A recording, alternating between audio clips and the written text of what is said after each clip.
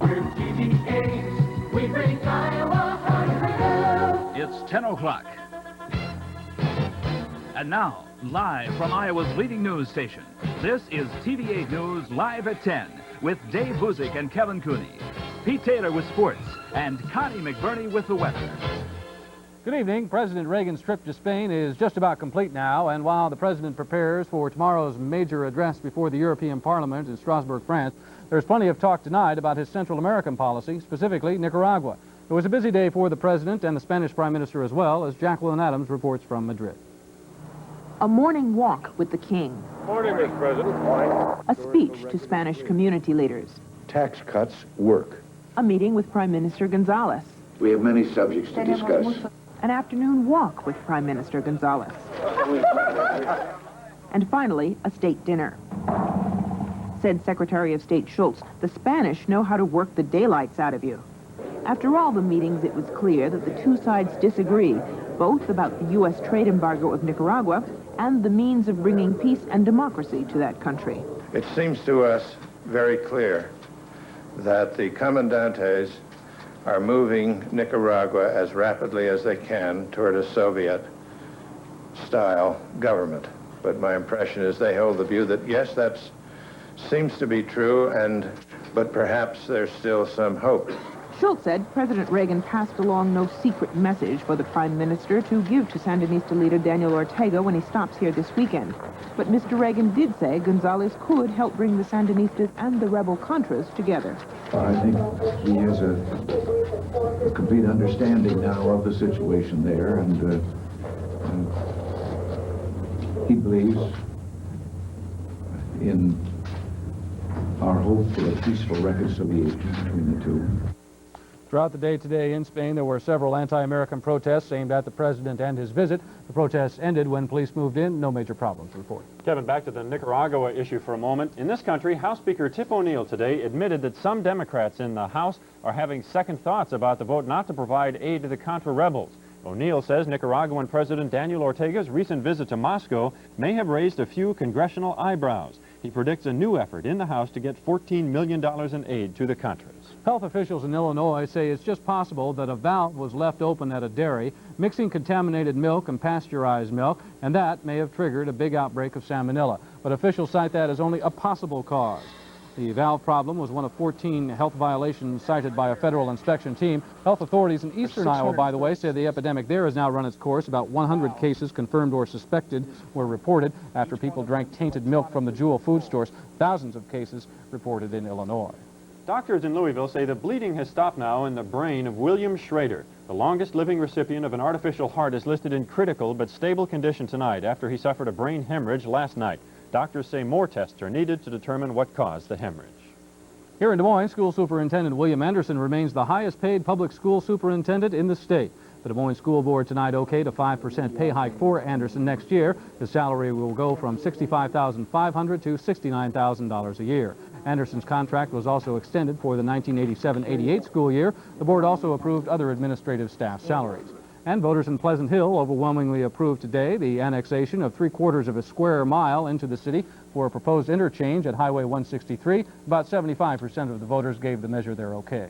The process of interviewing candidates for Des Moines City Manager got underway today, but not without secrecy on the part of the Des Moines City Council. The council and 4 of the 7 candidates met individually at a Southside hotel for several hours this afternoon.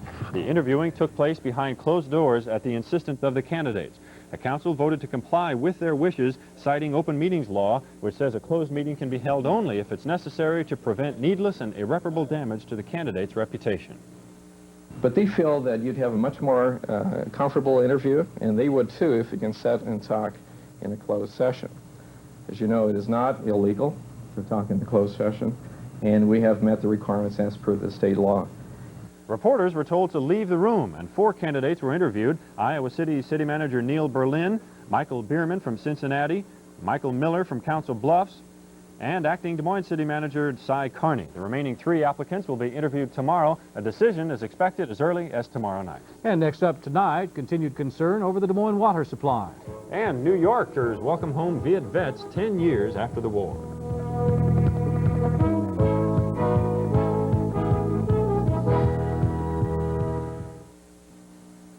Concern over a cancer-causing chemical, TCE, and the content of that substance in the Raccoon River here in Des Moines has prompted a call for reactivation of the city's Environmental Council.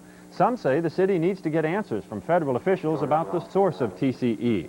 Federal officials have yet to release test findings from the Raccoon River because the agency may take legal action against suspected polluters, including several industrial firms. The degreasing solvent has been detected in the ground for the past 10 years and now is suspected of moving under the Raccoon River and onto Waterworks property. Waterworks officials want to be ready to take preventative action. If nothing happens and the pollutant continues to move and the concentrations continue to increase to the point that we have to treat, then we're going to be ready. And we're going to have all the design parameters ready for us, and we're going to be able to do it immediately. You do a preventative type of research. We're trying to be ahead of the game. The drinking water in Des Moines currently meets all federal quality standards, although TCE has been detected in our water in the past. In New York City today, more than 25,000 Vietnam War veterans were given a hero's welcome, complete with a ticker tape parade. Today's observance was the second day of special ceremonies for the Vietnam War veterans in the New York area. 250,000 New Yorkers served in the Vietnam War, and today was their day, said Mayor Ed Cox. One veteran said he got a new feeling today from the public that Americans are no longer blaming the warriors for the war.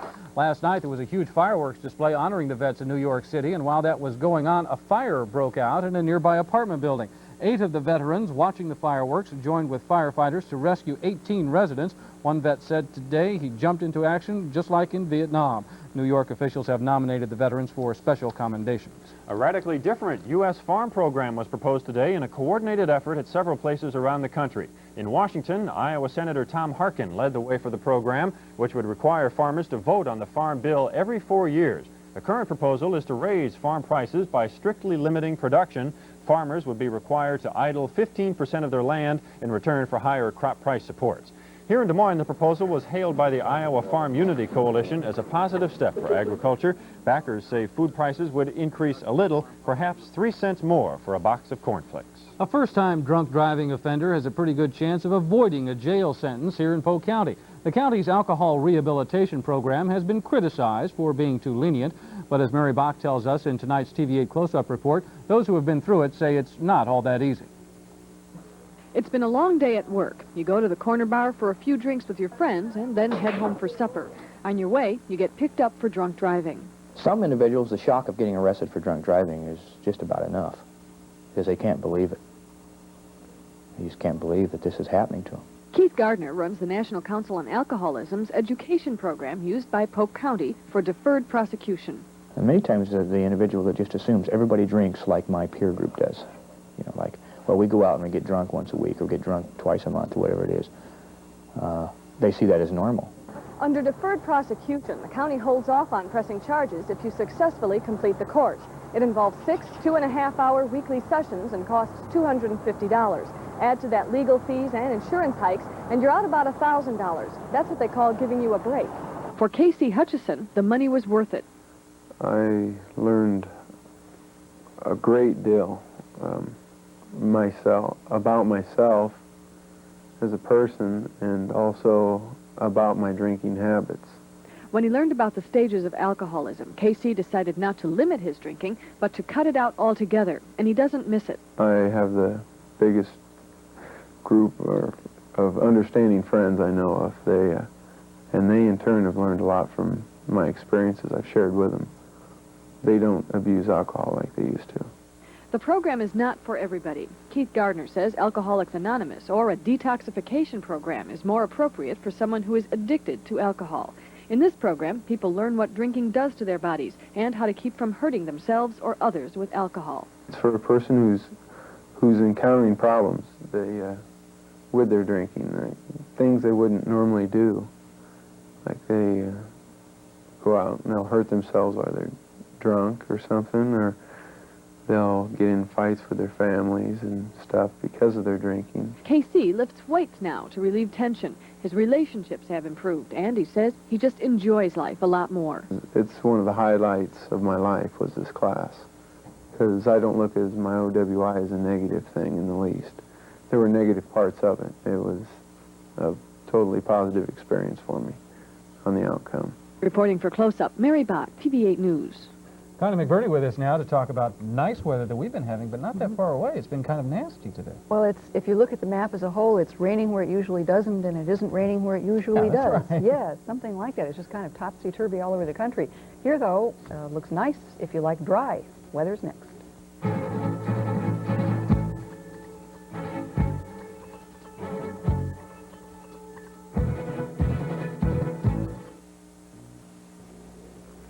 Nice evening out there, but a lot of farmers think that it's been a nice spring, at least if you're trying to do field work. And Gail Hopkins of Perry said that when she thinks of spring, one sure sign is this: her husband planting soybeans. And it's been dry for that sort of thing. In fact, the soybean planting is slightly ahead of normal. Corn planting is more than 50% ahead of normal. This is what it looked like around Perry. Actually, this is soybean planting last year. Didn't have such a dry spring last year. Here, though, we have clear skies, 63 degrees, wind from the northeast at 8, and the humidity is still very low, and that's because there's just not much moisture around. 43%. The barometer rising at 30.06, and the little disturbance that brought us some rain is a long way away. There's another one moving in from the west, but here's how we look at this hour. Mostly 60s, upper 60s for the most part. Sioux City reporting 70 at this hour. Could be stretching the truth a little bit, but warm weather has been coming in from the west, and you can watch a couple of things develop. One is that this front, which has been lying across, well, about the central Mississippi Valley, began to swing north on the western end of things, and that brought some heavy weather to the area just west of us. They reported at least one tornado near Akron, Colorado, and there was a tornado watch earlier throughout this area. Now the tornado watch is down here over the Texas Panhandle. They've already had some very heavy thunderstorms with large hail and some 42-mile-an-hour winds. No report of any serious damage. Then right along here is where the next line of thunderstorms began to develop. As of an hour ago, the thunderstorms in western Nebraska had dissipated, so there goes that possibility of getting any shower activity. A lot of hail with these thunderstorms, and right along the frontal line out here, still some shower outbreaks. This is not expected to be particularly severe, but they'd like to have some rain in the southeast as well. Hard to imagine that Oklahoma, parts of Oklahoma, are saying they've had about all the rain they want for a while. Cooler weather is coming down right ahead of this high-pressure center, and behind it, we're about to see slightly warmer weather, and we're about to see a little bit more moisture move across the central and lower Mississippi Valley. This is the system as it looked earlier. As I mentioned, a lot of that's dissipating. But a look at late afternoon temperatures, much of the Midwest in the 70s, East Coast pretty much the same. Nice warm day for Brownsville. I was going to do my Gene Kelly imitation across the map, but we couldn't get the rain machine to work. East Coast today, mostly 70s, getting a little musical background here.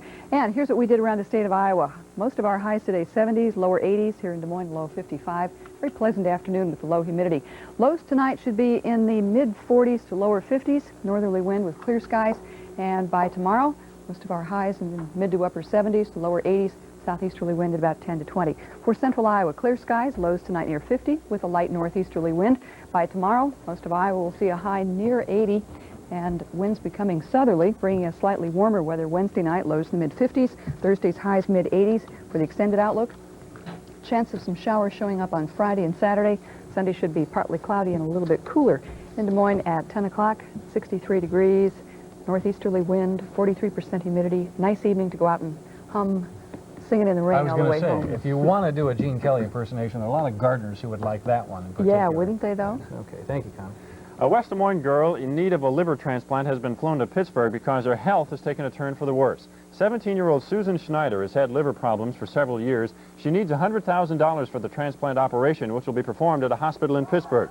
Tonight, family and friends held a fundraising event at Valley West Mall. Several acts were performed on stage, and some items were raffled off. Doctors have told Susan that a new liver is the only thing that will make her healthy once again. Pete Taylor is here now. We're going to talk about a little baseball. Cardinals didn't do so well today. That's okay. That's kind of Have you given up on them yet? Yeah. Okay. Some exciting runners. Steal a lot of bases, but don't get many runs. Yeah. Anyway, we'll look at the highlights from the Cardinals and the Padres and the Cubs and the Dodgers coming up after these messages.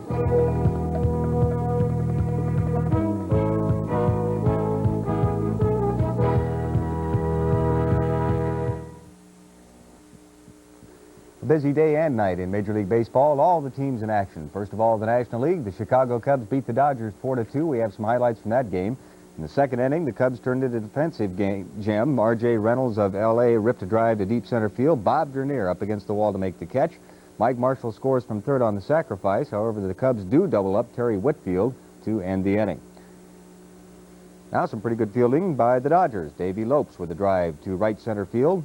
But Reynolds makes a fine running catch on the play. Dernier scores, and that ties the game at 1. Sandberg moved to third. Keith Moreland singled in a run, then Jody Davis more or less wrapped things up with a single to left, scoring Dave Lopes. Lee Smith saved the game for Dick Ruthven as the Cubs won it 4-2. Elsewhere in the National League this afternoon, San Diego had its offense in high gear for a 12-2 victory over the Cardinals. Top of the third inning, former Iowa Cub Carmelo Martinez belts a solo home run, his 4th of the year. That puts San Diego on top, 7-1. Martinez with 3 RBIs today. Quite a catch coming up by second baseman Tim Flannery of San Diego. Goes back on a ball hit by Vince Coleman and comes up with a diving stab in the third inning. Now in the 4th, Terry Kennedy with a 2-run single. He drove in 4 runs today. San Diego won it 12-2. Third game of the afternoon found San Francisco beating Pittsburgh 5-3. Cincinnati blanked Philadelphia 2-0. Gary Carter's grand slam homer lifted the Mets past Atlanta 5-3 tonight. Houston leading Montreal 3-1 in the 7th inning. In the American League, Chicago 7, Cleveland 4. It was Boston over California 6-4. Tony Armas with his 7th home run. Oakland lost to Toronto 10-1, and Detroit is leading Texas by the same 10-1 score in the 8th inning. Baltimore 4, Kansas City 2. It's Minnesota leading the Yankees 8-3 in the 9th inning, and Milwaukee 5, Seattle 2. 2 games in progress in the NBA tonight. Denver leading Utah 92-77 in the 3rd period. Lakers 43, Portland 41. That's in the 2nd quarter. Victories by Denver and L.A. tonight would let those teams advance to the Western Conference Final. Philadelphia already in the East and will oppose either Detroit or Boston. And in the National Hockey League, it's Philadelphia defeating Quebec tonight 4-2. Edmonton leads Chicago 3-2 in the 2nd period. Baseball Commissioner Peter Ueberroth announced a new drug testing program today. He plans to institute testing for all baseball personnel, excluding the major league players. That's because the players won't agree until it's approved by their union. Ueberroth says everyone else from owners on down will be tested, however. And Spend a Buck, winner of last Saturday's Kentucky Derby, will bypass the Preakness, thus assuring there will be no Triple Crown winner in horse racing this year. The 3-year-old colt will instead join the field for the running of the Jersey Derby at Garden State Park May the 27th. And if he wins, Spend a Buck stands to make big bucks. $600,000 goes to the winner. And if Spend a Buck wins, he'll earn a $2 million bonus. Now let's get this straight on baseball. They're going to test the owners and the bat boys. Everybody. Minor league players, scouts, managers, Scouts, you name it. really? Everybody. Everybody in organized baseball except the major league Except players. the players, the guys who make the bucks. That's right. Okay. All right, thank you, Pete. Work began today on the downtown Walnut Street Transit Mall. Crews barricaded Walnut Street this morning, and all traffic will be diverted between 5th and 8th Streets until the mall is completed. That should be sometime in October. At that time, only buses will be allowed during certain daytime hours. The stores, by the way, are still open along Walnut, and the north-south cross streets are still open. Westbound traffic on Walnut will be diverted to either Cherry or Grand Avenue. And John Pascuzzi will stop by for one of his Tuesday night movie reviews right after this.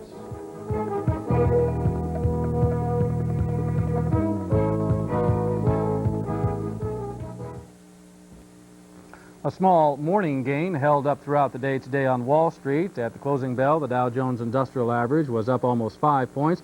An average share of common stock on the big board up 13 cents. Volume today, 100 million shares. New York gold was up $6 an ounce today. Silver was down 20 cents on the commodities, up 20 cents rather, on the commodities exchange. Iowa livestock markets, cattle prices 50 cents lower, hogs steady to 50 cents higher. And at Central Iowa Elevators, corn prices were steady to 2 lower, soybeans down 6 to 8.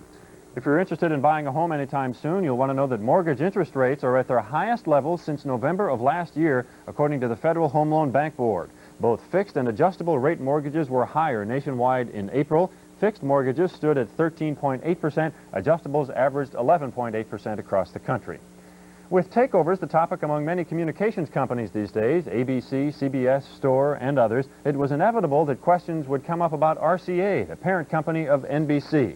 At RCA's annual meeting today, Chairman Thornton Bradshaw said there have been no such takeover conversations with anyone, including Ted Turner. An update on a story we mentioned earlier. The president is, of course, scheduled to speak at the European Parliament tomorrow in Strasbourg, France. Aides say the speech will be one of accommodation towards the Soviet Union and will also show that the president is committed to peace. Bit of a program note to that. The speech can be seen on TV-8 tomorrow morning at 7:30. And tonight, entertainment editor John Pascuzzi takes us on a trip through time and medieval legends. For a look at the latest in films, here's John.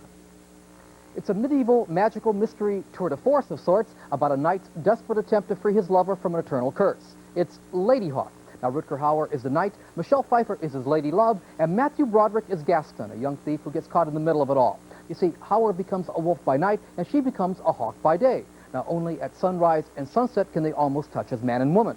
Now, in this scene, Hauer asked Broderick to help him get to the evil bishop who cast a spell. There are strange forces at work in your life. Magical ones that surround you. I don't understand them, but they frighten me.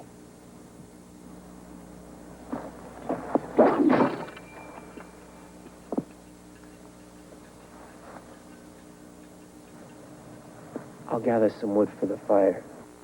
Now, if there is a fault to Lady Hawk, it's that Broderick and company are just a little too hip for their time and attitude and dialogue. Now, that aside, I found Lady Hawk to be an entertaining and often exciting action-adventure romance. Lady Hawk, you won't be disappointed. Thank you, John. Any magical forces at work in the weather tonight? It depends on what you want. It's so hard to move those rain clouds to exactly the right spot, but there's a chance coming up. Not tonight, though. Clear skies, lows near 50. By tomorrow, a high near 80 across most of the state, mostly sunny skies with winds becoming southeasterly. And Wednesday night, lows in the mid-50s, partly cloudy through Thursday, a little warmer then with highs in the mid-80s. And this week's shower chances are scheduled for Friday and Saturday. Okay, We'll make a note of that. Nice 63 degrees right now. All right, thank you, Connie. Thank you for joining us this evening. Stay tuned now for Entertainment Tonight, coming up next.